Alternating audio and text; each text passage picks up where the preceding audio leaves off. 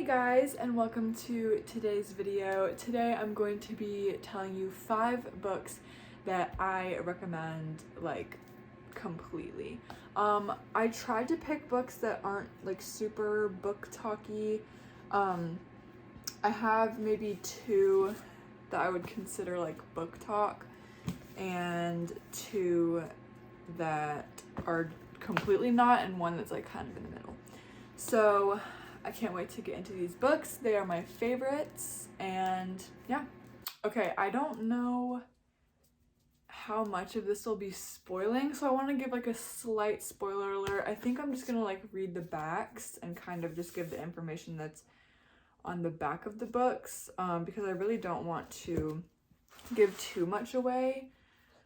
But yeah, let's get into the first book, which is gonna be Daisy Jones and the Six. Now, I have like a special relationship with this book because my dad passed away in 2012, and in 2021 I did a film fellowship, and I did like a documentary style video about my dad, and my mentor told me that I should film it how this is kind of made, and that will make sense if you read the book, but I'm not going to spoil that because that is like literally the whole plot twist.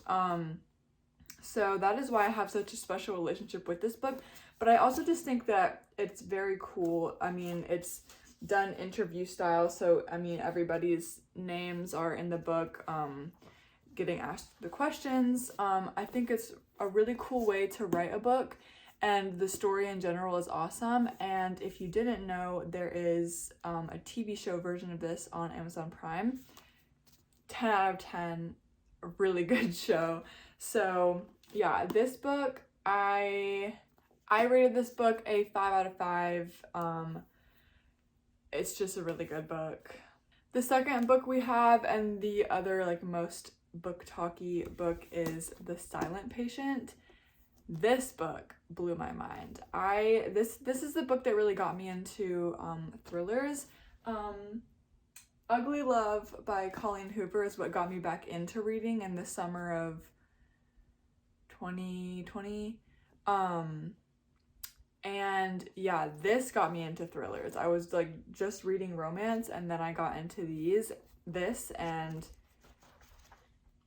it's so good. It's about a woman. She kills her husband. She like sees someone after she kills her husband. She like doesn't talk and has to go start seeing like a therapist.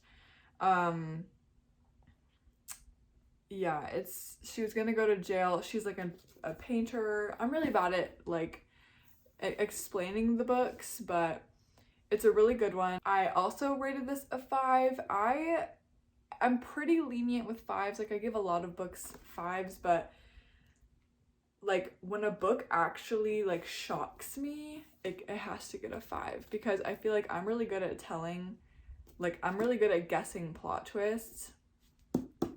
Not in this one. Okay, the third book, which is like the kind of book talk, kind of not, is Violetta. This book I adored. I could not put it down at all. I would be up till 3 a.m. reading this every single night. This book is about Violetta. She lives in South America. It spans her life. She lives for 100 years. It starts with her in the Spanish flu. People are dying. Her family is forced to move from where she was living. And then it obviously ends in 2020 because she was born in 1920, and then COVID hits. So that's the span of her life, is from 1920 to 2020, and there are so many things that go on, and she has like different husbands and has children and grandchildren and all that kind of stuff, and this is just a wonderful story. I actually recommended this book to my mom's book club because I just think that it's very, I'm like in like I'm 21. I'm in the phase where I'm like kind of turning from young adult to more like just like adult regular books. And this I feel like is like there. This book, of course, I gave a 5 out of 5. And now we'll get into the next books, which are my non-book talk books. My first non-book talk book is The Red Tent. I got this at Goodwill. My mom said it was a good book and she told me that I should read it. And it is a lot. There's a lot of characters. So this book is all about ancient womanhood. The main character's name is Dinah, and it starts with her mother and aunts in the beginning, and it's all about her calling to be a midwife to help give birth, and they give birth in the Red Tent. So that's like what the main part of the story is about, and then obviously as Dinah grows older, she falls in love and things happen and all of that kind of stuff. But there are a lot of babies born, which makes a lot of characters, but I think this is a really interesting book. It like blew my mind, honestly, the way that women used to live. I think it's like, I can't believe it. They were treated like objects, which we don't do that anymore. But yeah, it was really, I love reading books like this that can kind of like put things into perspective for me. I think that's what why I liked Violetta so much as well, because it, even though it's not like a true story, and I mean like neither is this, it just like the time period, reading about that puts it into so much perspective for me, and I that's why I love reading. I love to learn things from reading books. So this was a really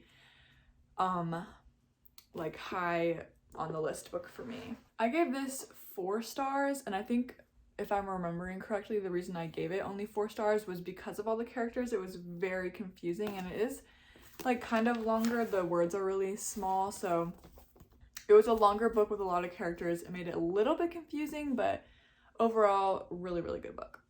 And the last book for this video is going to be The Space Between Words. This is a book that my mom gave me to read as well, and there's a big plot twist at the end of this one that I will try not to like allude to or share, but basically the main character Jessica and her friends are at a concert, I believe, in Paris, and it gets bombed and attacked, or there's a shooter, one of those two, I can't really remember. Well, she wakes up in the hospital, and her friend is like, come on, we need to get out of here and like travel, like we almost died, we need to like go like see the world. And so they end up traveling. I don't even know where they travel. I read this book 4 years ago, so I don't remember where they go to exactly, but really good book, huge plot twist at the end, made me cry a little bit. I gave it 5 out of 5, of course. These are all my top rated books, but please read this book.